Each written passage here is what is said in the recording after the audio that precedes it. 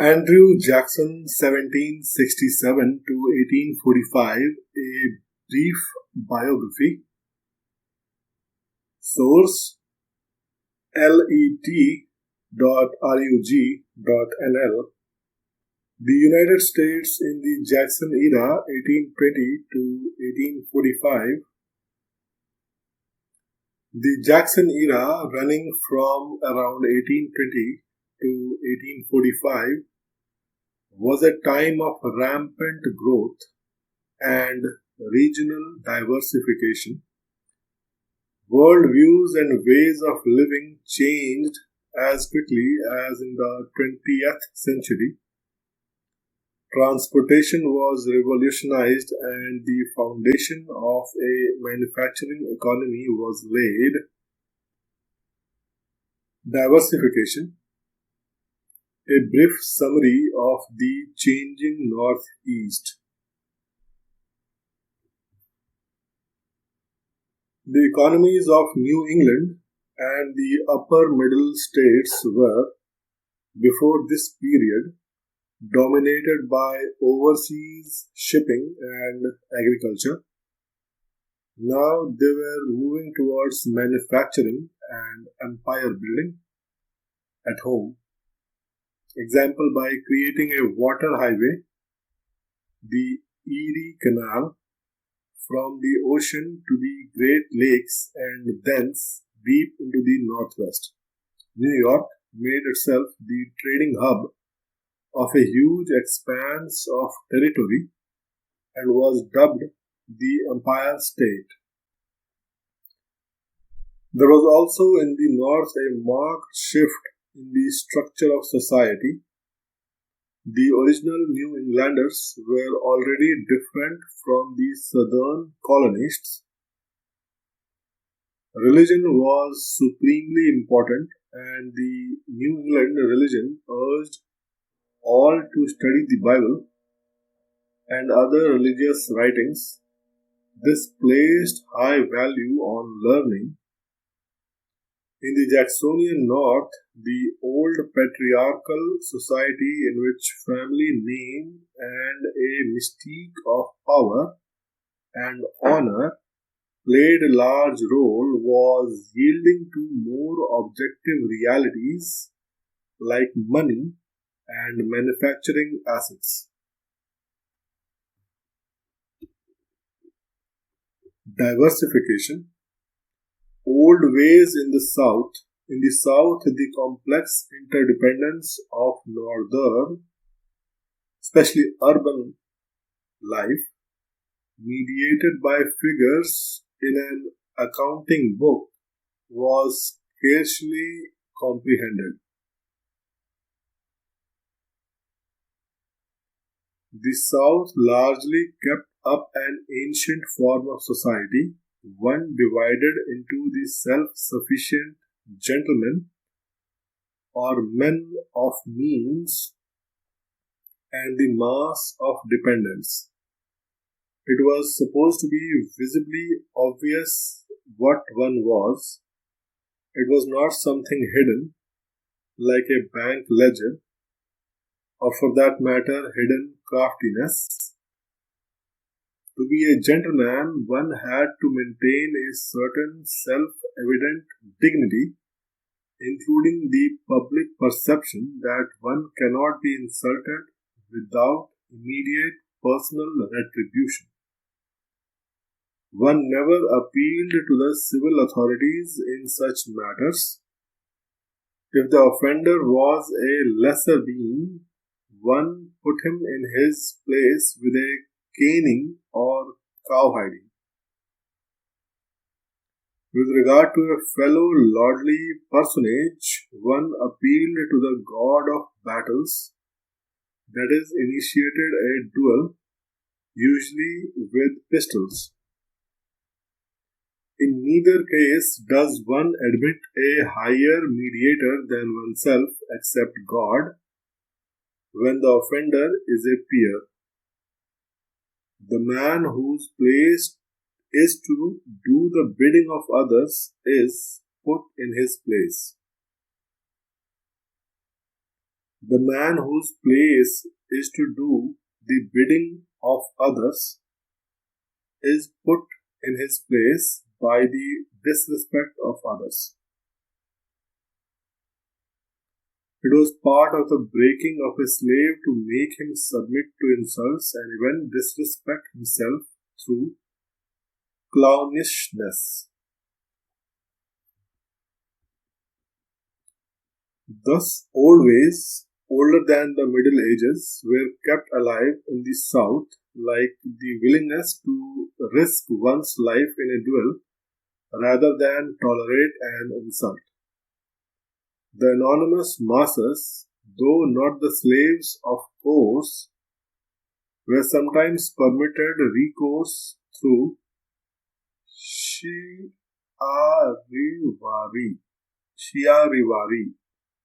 a kind of carnival of abuse against someone who has fallen drastically in the eyes of the community, or lynch law.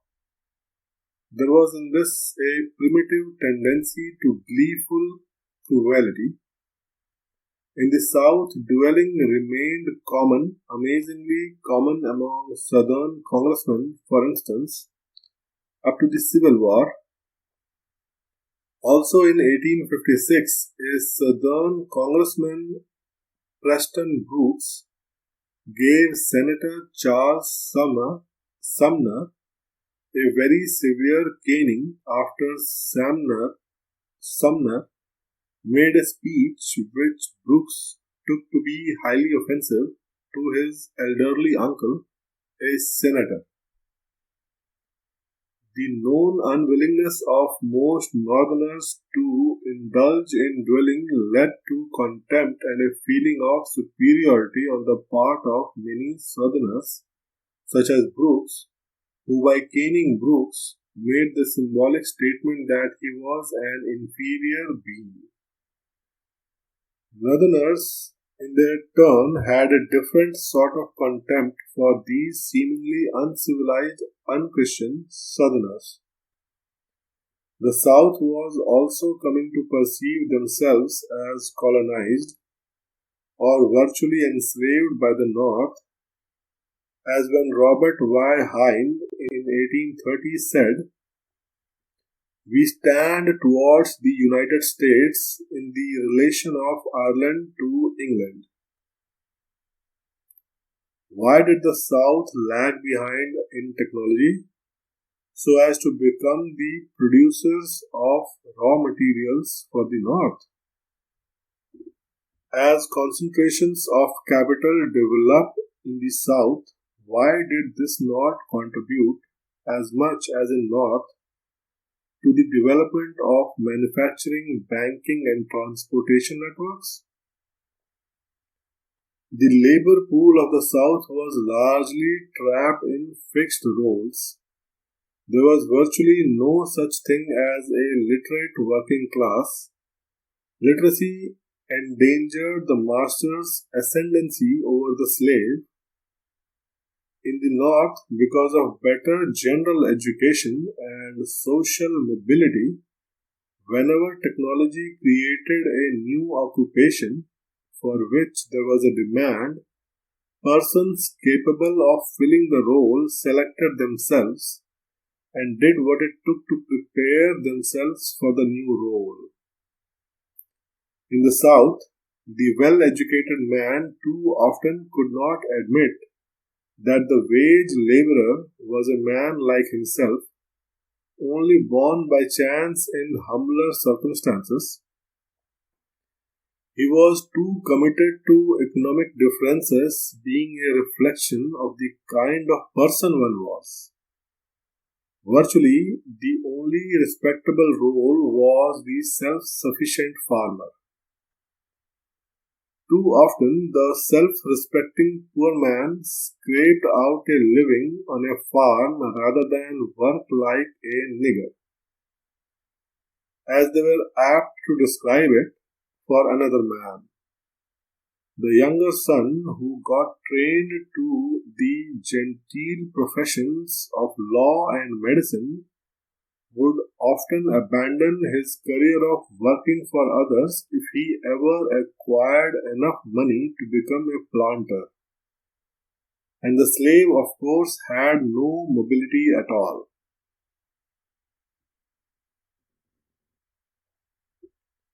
Successful lawyers, especially those who became prominent in politics, and high military officers were perhaps the exceptions to the rule that plantation life was the one goal of a successful life.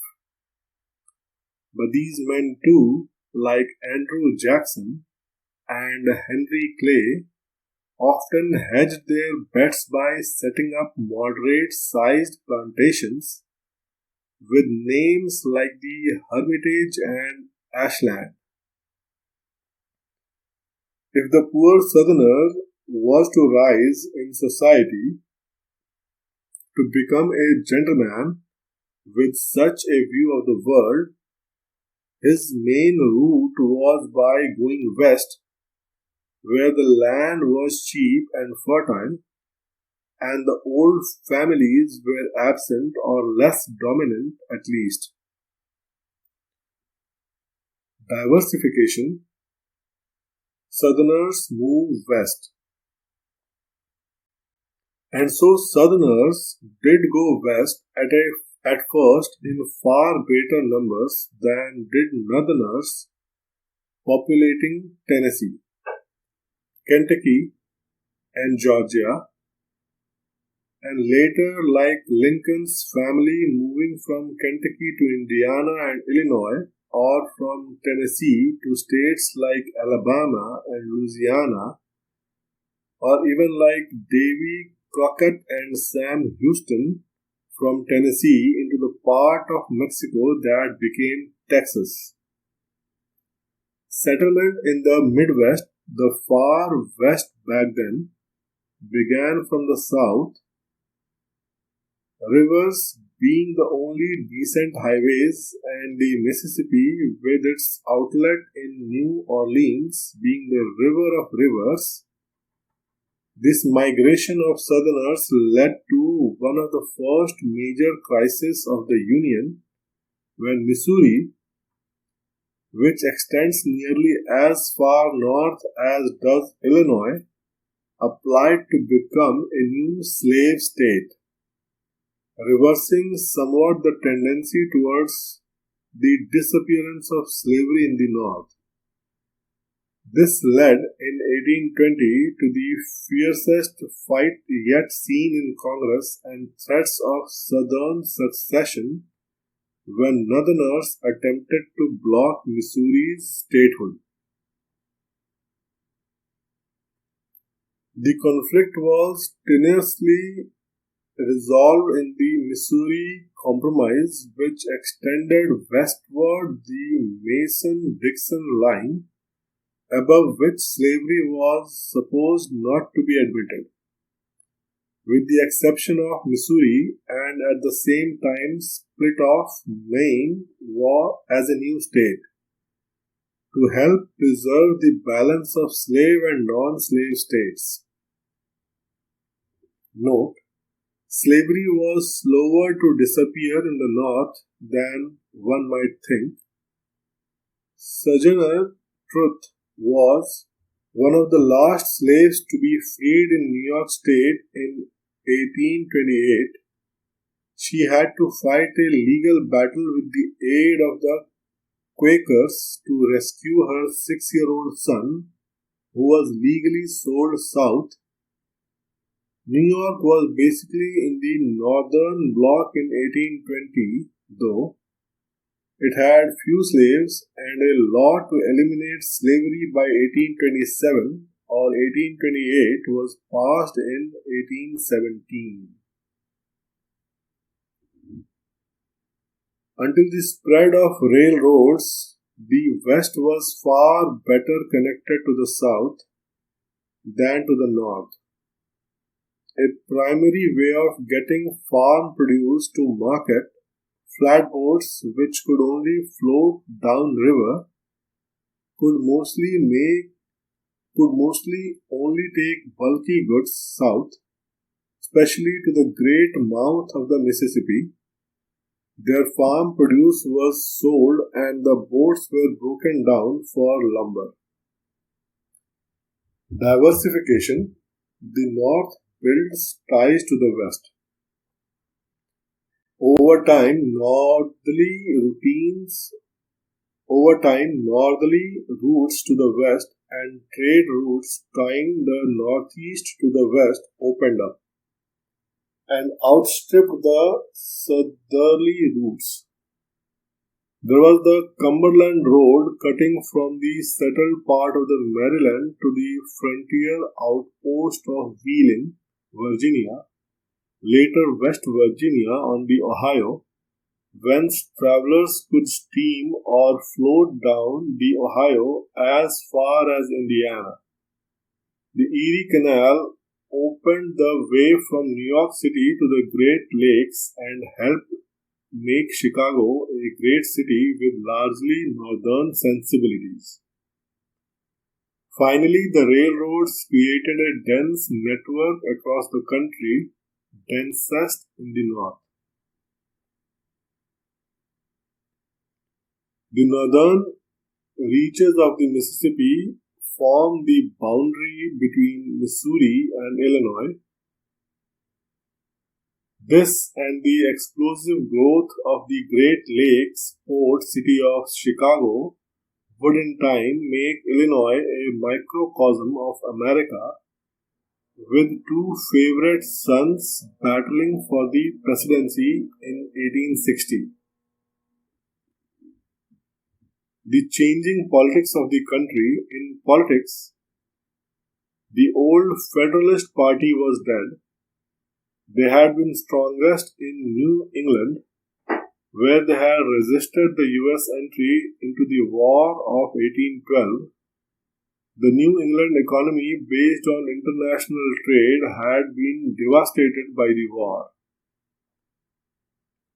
A number of states, such as New York, abolished property requirements for voting by 1824, and the disintegration of the Federalist Party, once the bulwark of wealth and gentility, and property requirements for voting, helps explain this in New York and perhaps elsewhere. This partially, but only partially, accounts for a near quadrupling of counted voters for the presidency between 1824 and 1828. The 1828 election was portrayed by Democrats as vindication of the people's right to choose their president, and they pioneered new ways of fanning the fires of political enthusiasm and of turning out the vote. The anti-Jacksonians also waged a vigorous contest and must have come out in huge numbers to try to turn back King Mob. The election of 1824, Jackson and the corrupt bargain. In 1824, there was essentially one large but weak political party, but four major candidates for the presidency, based largely on personal followings.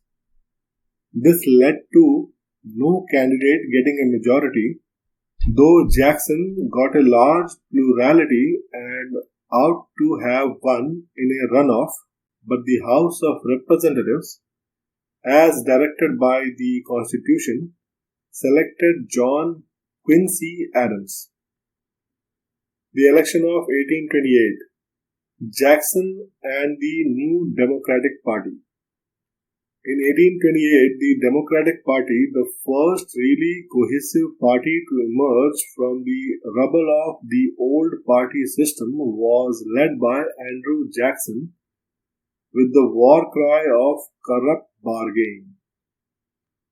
Based on the Speaker of the House, Henry Clay's arm twisting to make Adams president, and his subsequent appointment as Secretary of State, which till then was regarded as the main stepping stone to the presidency. Jackson, of course, won, and his very dynamic, aggressive, and controversial presidency spurred the development of the second party, the Whigs. The name, echoing British history, designated them as anti-monarchical in opposition to the man they called King Andrew I. Aftermath of 1828, the Whig Party. The Whigs, at first, had little in common but violent opposition to Jackson. Later they became more coherent but became, in the process, decidedly the less popular party. Jackson retained his strong hold on the American psyche, and his name was synonymous with the Democratic Party until at least the Civil War. The Whigs gained only 2 presidencies and did so by heading the ticket with figurehead military heroes who did little or nothing to promote their agenda. Both died early in office and were succeeded by vice presidents who might as well have been Democrats. Religious revivalism fills a vacuum in the West. The period saw great shifts in the US's religious and moralistic tendencies. Starting around the turn of the century, the Methodist Church took much of the country, especially the Southwest, by storm. It had a highly organized structure and a system of circuit riders who preached where there was no church, meaning most of the West. This and its strong leadership, enthusiasm, and orientation towards making new converts positioned the Methodist Church to rush into the vacuum of religious institutions or any institutions in the West. Their willingness to allow poorly educated men to preach also helped make explosive growth in the West possible, and also contrast remarks below on the Congregationalists and Presbyterians. Religious revivals, camp meetings, where thousands of rural people met and basked in religion for days, sometimes transformed whole communities from general drunkenness to a more sober, more community-based way of life. Often ministers of many denominations preached at once in various tents throughout the camp.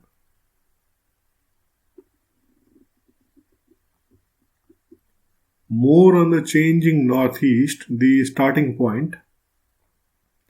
In New England, the Puritans' migrations were not only the first settlements, but nearly the whole basis of the population until the mid-19th century flood of Irish and other European immigrants.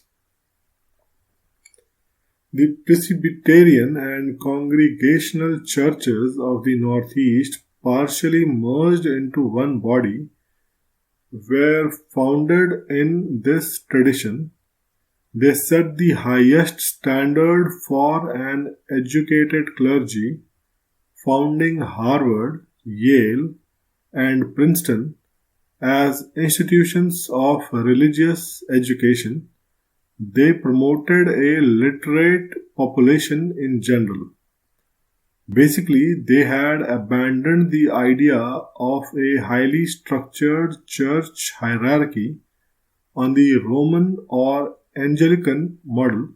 Instead, they believed in the individual discovery of the truth and of the right of the congregation to have the minister they wanted, something denied to them in the 1620s in England. The fact that the people did not all discover the same truth led, however, to resort to authoritarian ways and or to a cooling of religious ardor. The religious rivals, the religious revivals that were sweeping the country, particularly the camp meetings, involved highly wrought emotional sermons running for days. The resulting conversion experiences often were accompanied violent shaking or falling down in a swoon. Early Methodists and other enthusiastic denominations were more than satisfied with such goings on, but the sons of the pilgrims largely saw reason and learning as the path to God. They revered their highly learned clergymen as necessary guides to the understanding of God and salvation. So the Northeastern Presbyterian congregational clergy at first resisted emotionality as a means of conversion. Frontier Scottish Irish Presbyterian were another matter. These churches also originally held to the Calvinist doctrine of election and predestination. Taken together, they implied that God saw where all things were tending and had determined at the beginning who would be saved and who would not. All humans were innately depraved, but God, through grace, selects some for salvation. Based on this idea, it was considered a presumption on God's prerogatives to try to take heaven by storm, as the wildly preaching evangelists seem to be doing. The changing Northeast, cool-headed Unitarians and ardent revivalists, two factors began to change this. First, the support of the old New England churches were threatened from within and without. In Massachusetts and especially around Boston, many Congregationalist churches with no real organizational changes changed their doctrine to that of Unitarianism. Early in the century, Harvard, the one-time Puritan bastion, came under Unitarian leadership. It also gained a strong voice in William Ellery Channing and began to publish many periodicals which wage verbal wars on old school Presbyterians and the later revivalists. At the same time, the old northeastern churches were threatened from without by the aggressive proselytizing of the new denominations such as the Methodists already mentioned. The other factor was that the Calvinist doctrine of predestination and of the pre-chosen elect began to be questioned by important people within the Presbyterian leadership. These included Timothy Dwight, the dynamic president of Yale, Nathaniel Taylor and Lyman Beecher, congregational minister in Boston, who was waging war against Unitarianism and other deviations from the old orthodoxy. Then there was a young Presbyterian minister named Charles Grandison Finney, who began leading fiery revivals throughout western New York State. at first offending men like Beecher with his unreasonable emotional style of preaching, his singling out and preaching at individual members of the congregation and calling for immediate conversion, Finney's methods to the old elite smacked of taking on God's prerogative of admitting or not admitting a soul to the elect. It was telling people they could be saved by their own efforts and that the revival minister could save the souls of whole communities.